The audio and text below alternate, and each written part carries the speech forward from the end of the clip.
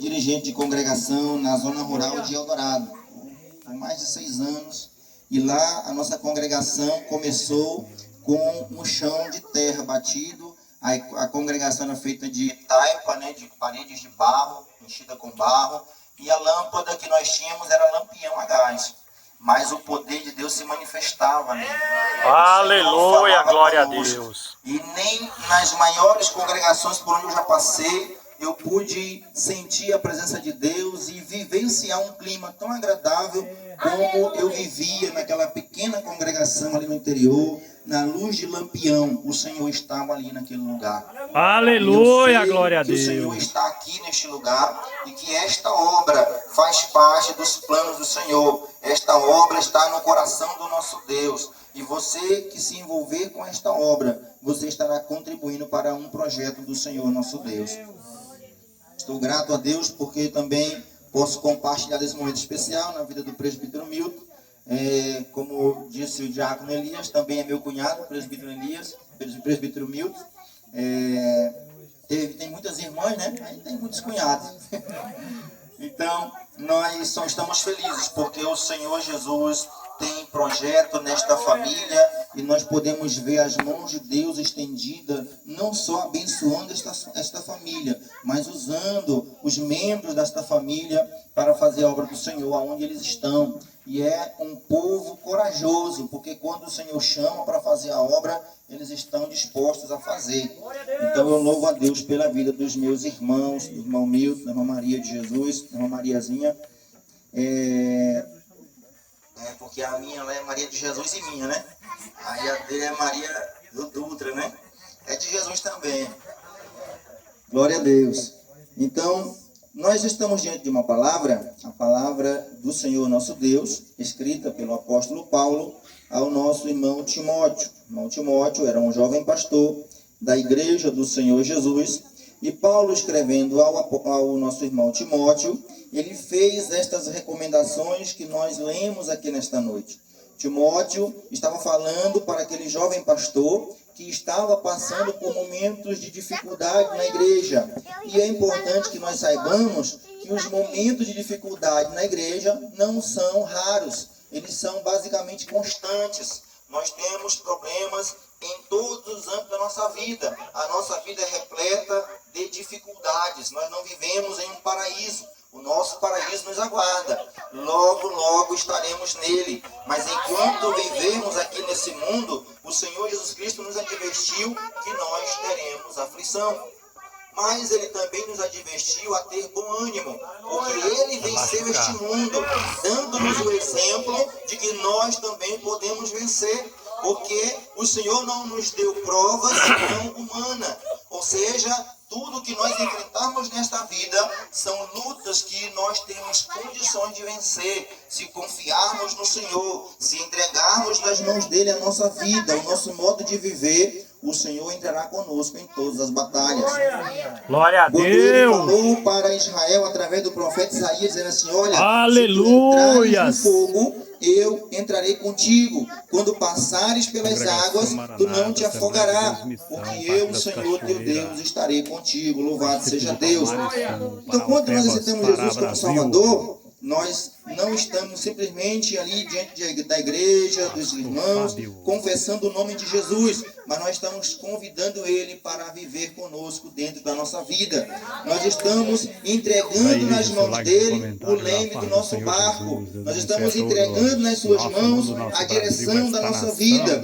Por isso é que Ele nos garante a vitória. Porque se nós dermos o controle, a direção da nossa vida para Ele, Ele conhece todas as coisas. Ele sabe tudo. E quando nós confiamos no Senhor, nós entregamos completamente a nossa vida nas mãos dele. Às vezes a gente entrega o nosso caminho ao Senhor, a gente diz que entregou, mas quando chega na hora da tribulação a gente se apavora, porque a gente ainda não aprendeu a confiar no Senhor. Mas quando nós confiamos de verdade em Deus, a gente não se apavora. A gente fica tranquilo mesmo no meio da tempestade. Quando Jesus estava no barco ali com os apóstolos, e aquela tempestade ali no mar da Galileia acometeu aquele barco, eles ficaram desesperados. preocupados porque o barco ia afundar, ia naufragar, eles seriam engolidos pelas ondas. E o Senhor Jesus Cristo fazia o quê? Dormia na polpa do barco, né? E então os mais desesperados chegaram dele e falaram: Senhor, tu não te importa que a gente pereça aqui hoje? Está vendo a revolta das águas, do vento contra nós? O Senhor não se importa com isso? Jesus dormindo lá, e chegou um lá meio desesperado, falou isso para ele, falou assim: olha, você não tem fé, né? Então Jesus se levantou e apenas com palavras calmas e mansas ele disse: aquieta-te vento, cala-te mar. E assim se fez bonança. E aqueles homens ficaram agora abismados. Glória a Deus, aleluia. Abismados. Quem é este homem que até o vento e as águas lhe obedecem? Este é o homem que você entregou a sua vida nas mãos dele. Então você não tem motivos para desespero. Você não tem motivos para estar aflito. Porque se você entregou a tua vida nas mãos do Senhor, Ele pode todas as coisas. Eita, glória a Deus, se Ele quiser que tu aleluia. passes pelo fogo, você vai passar. Mas não te desespera, o fogo não vai te queimar. Se Ele quiser que você atravesse o oceano, você vai atravessar. Mas Ele está segurando na tua mão. Você não vai se afogar. Não te Glória a desespera. Deus, Senhor, aleluia. e Ele te concederá o desejo do teu coração. Glória a Jesus. Jesus. Senhor Jesus. Então o apóstolo Paulo escrevendo para Timóteo: Timóteo, tu está passando por algumas dificuldades, eu sei disso. Tu é um homem jovem, está pastoreando uma igreja que tem alguns veteranos aí, mas não te preocupa. Tu tem que ser exemplo dos fiéis, porque tu fazendo isso, ninguém vai te desprezar porque tu é novo demais. Ninguém vai dizer assim: ah, esse daí não serve para pastorear não, porque ele é novinho demais. Não tem nem experiência esse homem aí. Começa a viver aquilo que tu aprendeu. Foi isso que Paulo falou para Timóteo: vive estas palavras, porque esta palavra ela é fiel e é digna de toda a aceitação. E é vivendo esta palavra, nós estamos anunciando o Deus vivo, que é o Salvador de todos os homens, em especial, principalmente, o apóstolo Paulo fez questão de registrar, dos homens fiéis. Aqueles que vivem na presença do Senhor Jesus. Então, Paulo disse isso para Timóteo: manda estas palavras que eu estou te dando, ensina para a tua igreja, porque se tu fizer isso, tu viver isso, eles não vão te desprezar, porque tu é novo. Eles não vão ficar preocupados que tu não serve para pastorear, porque quem te convocou foi o Senhor. E o Senhor, Ele não chama a gente preparada, Ele prepara aquele que Ele chamou. Ele prepara os chamados. Eu me lembro que quando eu fui dirigir congregação pela primeira vez, não tínhamos noção de onde estávamos entrando. Mas temos um compromisso com o Senhor de que se Ele nos chamar, estaremos prontos para servir. E ali não fizemos nada além daquilo que o Senhor queria que fosse feito, mas fizemos para o Senhor. Mesmo não tendo experiência, mesmo não sendo veterano, né? Ainda jovem também, muito novo, mas o Senhor fez conforme a sua vontade. E ali contribuímos para a obra do Senhor, o nome do Senhor foi glorificado, a igreja do Senhor prosperou, a obra do Senhor prosperou. Por quê? Não é porque somos bons, é porque o Senhor é bom. O Senhor é bom em todo tempo.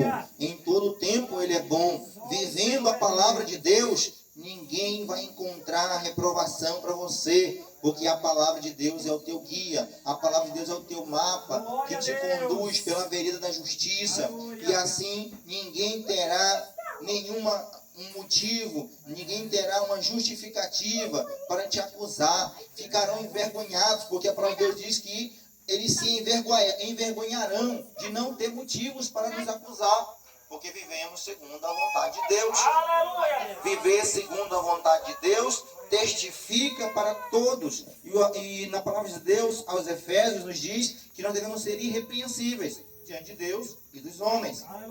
Mesmo os homens que são corruptos, os homens que não têm o temor de Deus no seu coração, na sua vida, mas vendo a tua conduta conforme a vontade de Deus, não acharão motivos de te acusar, de te incriminar. Podemos até ser perseguidos, como foi Daniel, na sua fé, porque não encontraram motivos para o acusá-lo.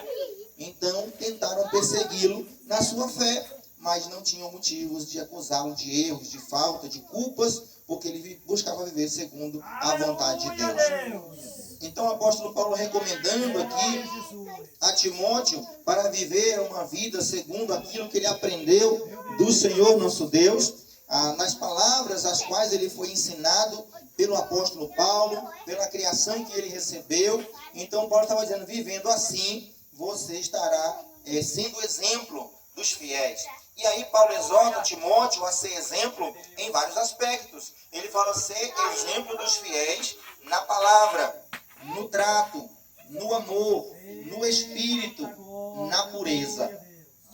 Por que Paulo está dizendo isso para Timóteo? Porque a nossa vida tem vários aspectos. Nós não podemos achar que a nossa vida se reduz a estar aqui na igreja.